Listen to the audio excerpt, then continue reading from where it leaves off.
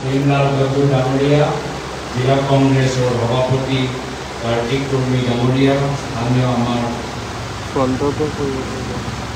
জিলা কংগ্ৰেছৰ বিষয়া চৰাঞ্চল দৈমাৰী ডাঙৰীয়া, মঞ্চত উপস্থিত থকা বিশিষ্ট ব্যক্তিসকল, অধিক ডাঙৰীয়াকে প্ৰমুখ কৰি ইয়াত উপস্থিত থকা NSY, যুৱ কংগ্ৰেছ, মহিলা কংগ্ৰেছ, ব্লক কংগ্ৰেছৰ বিষয়ববীয়াসকল, আমাৰ সাধাৰণ সম্পাদিকা বাহিৰা ৰেমান ডাঙৰীয়ানী, আমি ইয়াত উপস্থিত থকা শ্ৰদ্ধেয় ৰাইজ, দলৰ সতীৰ্থসকল, মই প্ৰথমে আমাৰ প্ৰদেশ কংগ্ৰেছৰ মানেশ্বৰ দৰ্শনকাৰী ডাঙৰীয়া, বাহিৰা ৰেমান ডাঙৰীয়ানী, সম্পাদিকা নিমাশ্ৰী ৰাজা ডাঙৰীয়ানী, আজি যোৱা কিছু দিনৰ পৰা ইমান কষ্ট কৰি এই দুইদিনীয়া কাৰ্যসূচী আয়োজন কৰাৰ বাবে মই নিজৰ আন্তৰিক মৰম আৰু শুভেচ্ছা জ্ঞাপন কৰিছোঁ। লগতে তেওঁলোকক সহায় কৰাৰ ক্ষেত্ৰত জিলা কংগ্ৰেছৰ আমাৰ প্ৰাক্তন জিলা সভাপতি অধিকাৰী ডাঙৰীয়া, প্ৰাক্তন সভাপতি বিষ্ণু বসুমতাৰী ডাঙৰীয়া, বৰ্তমান সভাপতি বড়ো ডাঙৰীয়া, অবজাৰ্ভাৰ বিৰণ মুছাহাৰী ডাঙৰীয়া আৰু বিভিন্ন আমাৰ ব্লক মণ্ডল NSY জ্ঞানদিকে দেৱাদল সকলোৱে যিমান কষ্ট কৰিছে, মই আমাৰ স্থানীয় জিলা কংগ্ৰেছৰ নিজৰ আন্তৰিক মৰম আৰু শ্ৰদ্ধা নিবেদন কৰিছোঁ। আৰু আটাইতকৈ মই মৰম যাচিছোঁ আমাৰ স্থানীয় কংগ্ৰেছ দলৰ সতীৰ্থসকলৰ পৰা। এই অঞ্চলৰ এটা ইতিহাস আছে, এই ইতিহাসত কংগ্ৰেছ দলৰ কৰ্মীখিনি ত্যাগ বলিদান আজি উল্লেখিত আছে। আজি ইয়াত এনেকুৱা পৰিয়াল আছে যিসকলে মাত্ৰ কংগ্ৰেছ কৰাৰ বাবে নিজৰ পৰিয়ালৰ এজন সদস্য হেৰুৱাবলৈ কৰে। কিন্তু এয়া হ'ল কংগ্ৰেছ। আমাৰ সহ্য কৰা সাহস আছে, অত্যাচাৰ সহ্য কৰা আমাৰ ক্ষমতা আছে। কিয় আমি ৰাজনীতি মাত্ৰ নিৰ্বাচনৰ কাৰণে নকৰোঁ? বেলেগ দল হ'ব পাৰে, তেওঁলোকে ৰাজনীতি কৰি নিৰ্বাচনৰ বাবে, কিন্তু কংগ্ৰেছ দল যদি ৰাজনীতি কৰে, আমি শান্তিৰ কাৰণে ৰাজনীতি কৰোঁ, সমন্বয়ৰ কাৰণে ৰাজনীতি কৰোঁ। আৰু এয়া হ'ল আমাৰ ইতিহাস। আৰু মানুহে গম পাই গৈছে কি যেতিয়া যেতিয়া কংগ্ৰেছ থাকে তেতিয়াহে আমি শান্তি থাকোঁ। আৰু মানুহে দেখিছে কি যেতিয়াই আমি ভাবোঁ যে এটা বিকল্পভাৱে চিন্তা কৰোঁ আৰু কংগ্ৰেছৰ বাহিৰে আমি বেলেগৰ বাবে চিন্তা কৰোঁ, লগে লগে জীৱনৰ পৰা শান্তি গুচি যায়। জীৱনত আকৌ অশান্তি ঘূৰি আহে। দোকানত যাওঁতে অলপ ভয় লাগে, দোকান খোলোতে ভয় লাগে, আৰু কিমান আমাৰ সমস্যা বাঢ়ি যায়। আৰু এয়া হ'ল বৰ্তমানৰ স্থিতি। আজি আমাৰ বিটিআৰ অঞ্চলত, ওদালগুৰি জিলাত মানুহে চাই আছে যে পইচাৰ কিমান কেলেংকাৰী হৈছে, পইচা কিমান লুণ্ঠন হৈছে। আপোনালোকে নিশ্চয় জানে যে বিটিআৰ অঞ্চল 6 স্কেডিউলৰ এটা অঞ্চলত কোটি কোটি টকা আহে কেন্দ্ৰ চৰকাৰৰ পৰা উন্নয়নৰ বাবে। কোটি কোটি টকা কেন্দ্ৰ চৰকাৰৰ পৰা উন্নয়নৰ নামত বিটিআৰলৈ আহে। কিন্তু দুখৰ কথা, ইমান কোটি কোটি টকা অহাৰ পিছতো আপোনালোকৰ গাঁৱৰ ৰাস্তাবোৰ বন্ধ। এই পইচাবোৰ ক'ত গ'ল? আপোনালোকে নিশ্চয় বুজি পাইছে যে যদি আগতকে আৰু বেছি কোটি কোটি টকা আহিছে বিটিআৰ অঞ্চলত, কিন্তু আপোনালোকৰ গাঁৱৰ ৰাস্তাবোৰ যদি ঠিক হোৱা নাই, পইচা ক'ত নাইকিয়া হ'ল আপোনালোকে ভালদৰে জানে। আৰু বৰ্তমানৰ কাৰ চৰকাৰ চলি আছে? বৰ্তমানৰ UPPLৰ কাউন্সিল, ৰাজ্যত বিজেপি, কেন্দ্ৰত বিজেপি। তো যদি কোটি কোটি টকাৰ কেলেংকাৰী হৈছে, এই কেলেংকাৰীৰ পিছত মূৰ খলাই কোন হ'ব? বিজেপি আৰু UPP। বিজেপি আৰু ইউপিপিএল হ'ব। এই কাৰণে বহুতে মোক এবাৰ কৈছে যে এবাৰ আমি বিদ্যা নিৰ্বাচনত মানুহৰ মনত এটা সলনি দেখা পাইছো। কি সলনি দেখা পাইছো? যে আমি ইমান বছৰ সকলোকে সুযোগ দিওঁ। ইয়াত বিপিএফৰ কাউন্সিল হ'ল, ইয়াত ইউপিপিএলৰ কাউন্সিল হ'ল, ৰাজ্যত বিজেপি, কেন্দ্ৰত বিজেপি। মানুহে কৈছে এইবাৰ বিটিআৰত আমি কংগ্ৰেছক সুবিধা দিব লৈছো। এবাৰ কংগ্ৰেছক আমি সুযোগ দিওঁ। মানুহে ৰাজনৈতিক ক'বলৈ টান পাইছে। কিয়? আজি এটা ভয়ৰ পৰিৱেশ। আজি বৰ্তমানৰ ৰাজনীতি হৈছে ভয় আৰু ভাবুকি ৰাজনীতি। লগে লগে যদি আপোনালোকে মুখেদি কংগ্ৰেছ কৰি কৈ দিয়ে, ৰাতি আপোনালোকৰ ঘৰত পুলিচ পঠাই দিয়ে। কোনে পঠায়? পুলিচ কাৰ হাতত আছে? অসমৰ মুখ্যমন্ত্ৰী হিমন্ত বিশ্ব শৰ্মা ডাঙৰীয়াৰ হাতত। আজি তেওঁলোকৰ ভূমিকা কি হ'ব লাগিছে?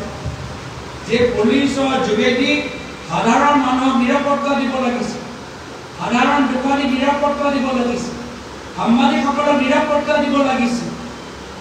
কিন্তু আজি আমি বিপৰীত দেখা পাইছো। আজি বিজেপি কৰ্মীখিনি সাংবাদিকসকলৰ ওপৰত আক্ৰমণ কৰে পুলিচ নিমাক। আজি বিজেপি কৰ্মীখিনি বিৰোধী দলৰ নেতাসকলৰ ওপৰত আক্ৰমণ কৰে, তেওঁলোকৰ গাড়ী চিচা ভাঙি দিয়ে, আৰক্ষী নিমাক। আনহাতে বিজেপি কৰ্মী অসম আৰক্ষীৰ ওপৰতো আক্ৰমণ কৰে, বৰদোৱাৰ আক্ৰমণ কৰে, আৰু অসম আৰক্ষী হিমন্ত বিশ্ব শৰ্মা ডাঙৰীয়াৰ নিৰ্দেশ অনুসৰি নিৰ্মাণ হ'বলৈ বাধ্য হৈ থাকে। সেইকাৰণে মানুহে কৈছে যে এই অন্যায় আৰু অত্যাচাৰৰ পৰা আমাক পৰিত্ৰাণ লাগে। আমি আৰু সহ্য কৰিব নোৱাৰো। আমাক পৰিত্ৰাণ লাগে, আমাক বিকল্প লাগে। আৰু যোৱা এমাহৰ ভিতৰত য'তে গৈছো ৰাইজে কৈছে আহা বিধানসভা নিৰ্বাচনত কংগ্ৰেছৰ নেতৃত্ব চৰকাৰ হ'ব। সেইকাৰণে অহা বছৰতে আপোনালোকে নিজৰ জীৱনত, নিজৰ গাঁও অঞ্চলত এটা ভাল পৰিৱেশ দেখা পাব, এটা সুস্থ পৰিৱেশ দেখা পাব যে ইয়াত কংগ্ৰেছৰ চৰকাৰ। আৰু কংগ্ৰেছৰ চৰকাৰ হ'লে লাহে লাহে আমি নিজৰ মাজত শান্তি ঘূৰাই আনিম। কিয়নো বিজেপিৰ উদ্দেশ্য কি? বিজেপিৰ উদ্দেশ্য হ'ল যে মানুহৰ মাজত কাৰ্যালয়। এয়া হ'ল তেওঁলোকৰ ৰাজনীতি, যে কেনেদৰে আমি মানুহৰ মাজত আমি কাৰ্য লগাব পাৰোঁ। আৰু কংগ্ৰেছৰ ৰাজনীতি কি? যে ক্ষমতাত থাকক বা নাথাকক, অসমৰ ভিতৰত সদায় শান্তি জীয়াই থাকিব লাগিব। এয়া হ'ল আমাৰ আদৰ্শ। কোনে শিকালে? এই কথাবোৰ শিকালে আমাৰ অসমৰ প্ৰাক্তন মুখ্যমন্ত্ৰী, মোৰ প্ৰয়াত পিতৃ তৰুণ গগৈ। আজি তেখেতৰ আদৰ্শ অনুকৰণ কৰি, তেখেতৰ যাত্ৰাৰ পৰা আমি প্ৰেৰণা লৈ আজি আমি অসমৰ মাজত সোমাইছো, ৰাজনৈতিক পথাৰত ভৰি দিছো। কি কৈছে তেওঁ যেতিয়া কংগ্ৰেছৰ চৰকাৰ আছিল? কৈছিল যে কংগ্ৰেছ হ'ল দুখীয়া মানুহৰ দল। চৰকাৰ যদি হ'ব লাগে গাঁৱৰ বাবে চিন্তা কৰিব লাগে। বিভিন্ন জনগোষ্ঠী জনজাতিৰ তেওঁলোকৰ অধিকাৰ, তেওঁলোকৰ ৰাজনৈতিক অস্তিত্বক আমি সন্মান কৰিব লাগে। এজন সেৱক দৰে থাকিব লাগে। এয়া আছিলে কংগ্ৰেছ চৰকাৰ দিনৰ আমাৰ উদ্দেশ্য। বিভিন্ন জনগোষ্ঠী জনজাতি মানুহক আমি সন্মান দিছিলো। বড়ো সাহিত্য সভা হওক, বড়ো ৰাজনৈতিক নেতৃত্বই হওক, বড়ো সংস্কৃতিয়ে হওক, আদিবাসী সংস্কৃতিয়ে হওক, আদিবাসী সাহিত্য সভাই হওক, কংগ্ৰেছ চৰকাৰ দিনত আমি সমৰ্থন জ্ঞাপন কৰিছিলো, সন্মান আমি দিছিলো। ৰাজনীতি নিজকে ধনী কৰিবলৈ আমি ৰাজনীতিত প্ৰয়াস কৰা নাছিল, যদিও তেওঁ 15 বছৰ মুখ্যমন্ত্ৰী। কিন্তু আজি তাৰিখত পৰিস্থিতি বেলেগ আজি তাৰিখত গোটে কাউন্সিলৰ ৰিমোট কন্ট্ৰোল হিমন্ত বিশ্ব শৰ্মা ডাঙৰীয়াৰ হাতত দিছপুৰৰ পৰা আজি তেওঁ বিটিআৰ কাউন্সিল চলাই আছে দিছপুৰ পৰা আজি তেওঁ কাৰ্বি অট'নমাছ কাউন্সিল চলাই আছে দিছপুৰ পৰা তেওঁ ডিমা হাছাও কাউন্সিলবোৰ চলাই আছে আৰু কাউন্সিলৰ নেতৃত্ব এই বিটিআৰ কাউন্সিলে হওক এই ডিমা হাছাও কাউন্সিলে হওক বা এই কাৰ্বি অনম কাউন্সিলে হওক এই কাউন্সিলৰ নেতৃত্ব আজি হিমন্ত বিশ্ব শৰ্মা ডাঙৰীয়াৰ আগত তেওঁলোকে হাৰ মানি লৈছে হিমন্ত বিশ্ব শৰ্মা ডাঙৰীয়াৰ সন্মুখত আঠুকাৰী হিমন্ত বিশ্ব শৰ্মা ডাঙৰীয়া যিয়ে কয় তেওঁলোকে মানিলো যেনেকুৱা অৱস্থা আমাৰ দিনত আমি ক্ষমতা দিছিলো বড়ো মানুহক ক্ষমতা দিছিলো কংগ্ৰেছে কাৰ্বি মানুহক ক্ষমতা দিছিল ডিমাছা মানুহক ক্ষমতা দিছিল ৰাভা মানুহক ক্ষমতা দিছিল হিমন্ত বিশ্ব শৰ্মা ডাঙৰীয়া বিজেপি দল ক্ষমতা লৈছে বড়ো মানুহৰ পৰা ক্ষমতা লৈছে কাৰ্বি মানুহৰ পৰা ক্ষমতা লৈছে ডিমাছা মানুহৰ পৰা ক্ষমতা লৈছে আৰু এইবোৰ ইমানবোৰ ক্ষমতা লৈ কি কৰিছে কাম কৰা নাই স্কুলবোৰ মেৰামতি কৰা নাই কলেজৰ ভিতৰত শিক্ষক নিযুক্তি দিয়া নাই হস্পিটেলৰ ভিতৰত এক্সৰে মেচিন শুদ্ধ কৰা নাই বা নতুন এক্সৰে মেচিন কিনি দিয়া নাই ইমানবোৰ ক্ষমতা লৈ বড়ো অঞ্চলৰ ডিমাছা অঞ্চলৰ কাৰ্বি অঞ্চলৰ ইমানবোৰ ক্ষমতা লৈ হিমন্ত বিশ্ব শৰ্মা ডাঙৰীয়া কি কৰিছে চাৰিওফালে মাটি লৈছে এয়া হ'ল তেওঁলোকৰ কাম কোকৰাঝাৰত ৬,০০০ বিঘা মাটি কাৰ্বি অংলঙত ১৮,০০০ বিঘা মাটি ডিমা হাছাওত ৯,০০০ বিঘা মাটি এয়া হ'ল তেওঁলোকৰ বিজেপি কি কৈছিল যে ভূমি পট্টা দিব কিন্তু ভূমি পট্টা দিব পৰা নাই সাধাৰণ মানুহে ভূমি অধিকাৰ পোৱা নাই তাৰ বিপৰীত আজি দুখীয়া মানুহৰ ওপৰত এইখন চৰকাৰ বুলডোজাৰ চলাইছে খিলঞ্জীয়া মানুহৰ খেতি পথাৰৰ ওপৰত এইখন চৰকাৰ বুলডোজাৰ চলাই আছে দুখীয়া মানুহক উচ্ছেদ কৰি এতিয়া বিজেপি মন্ত্ৰী বিধায়ক চাৰিওফালে নিজৰ পৰিয়ালৰ নামত মাটি কিনি আছে এয়া হৈছে তেওঁলোকৰ উদ্দেশ্য এই কাৰণে আমাক লাগিব বিকল্প আৰু বিকল্পভাৱে চিন্তা কৰা সময় আহিলে বিটিআৰ নিৰ্বাচন আৰু এই কাৰণে কংগ্ৰেছে এইবাৰ বিটিআৰ নিৰ্বাচনত বিশেষ চকু দিছে আমাৰ কংগ্ৰেছৰ কৰ্মীখিনি বাৰম্বাৰ আমাক কৈছে যে কংগ্ৰেছ দল আমি কিমানবাৰ বেলেগৰ কাৰণে আমি নিজৰ দলৰ ত্যাগ দিম বলিদান দিম কংগ্ৰেছৰ কৰ্মীয়ে কৈছে কি নহয় এইবাৰ বিটিআৰ নিৰ্বাচনত আমাক যুঁজিব লাগিব আৰু কংগ্ৰেছৰ কৰ্মীসকলৰ পৰামৰ্শ অনুসৰি আমি কৈছো বিটিআৰ নিৰ্বাচনত এইবাৰ যুঁজ এখন হ'ব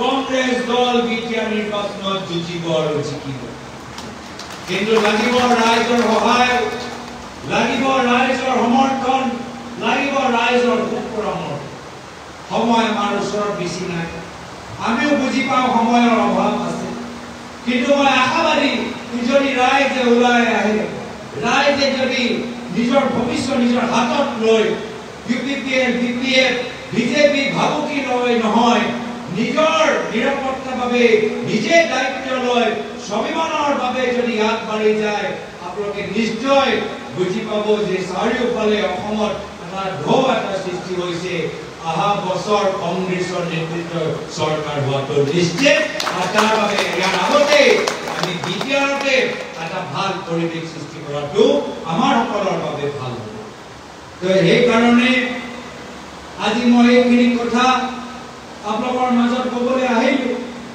মই বুজি পাইছোঁ যে কিমান কষ্টত আপোনালোকে নিজৰ দোকানবোৰ চলাইছে আজি এজন সৰু দোকানীৰ বাবে নিজৰ দোকান চলোৱাটো বহুত কষ্ট হৈছে ঘৰখন কেনেকৈ চলাব পাৰিছে তেওঁলোকেহে জানে জিএছটি আগতকৈ বেছি টেক্স আৰু এতিয়া তাৰিখত লাইচেন্সবোৰো সময়মতে ৰিনিউ নহয় ভূমি পট্টাৰ কাৰণে মানুহে 1 বছৰ 2 বছৰ 3 বছৰ ৰ'বলৈ সেইবা নাপায় তো সেইকাৰণে বহুত কষ্ট মাজত আপোনালোকে নিজৰ ঘৰখন চলাই আছে আৰু আপোনালোকৰ লগত আমি মিলিজুলি কাম কৰিবলৈ বিচাৰো ৰাজনীতি কৰিবলৈ বিচাৰো এটা নতুন চিন্তাৰে এটা নতুন এটা পৰিকল্পনা লৈ আহক আমাক সহায় কৰক আৰু এইখিনিয়ে কথা মই কৈ পুনৰবাৰ আমাৰ স্থানীয় আমাৰ কৰ্মীখিনিক মই শুভেচ্ছা জ্ঞাপন কৰিছোঁ আৰু স্থানীয় ৰাইজে যিমান ধৈৰ্য সহকাৰে আমাৰ কথাখিনি শুনিলে সকলোকে মই নমস্কাৰ জনাই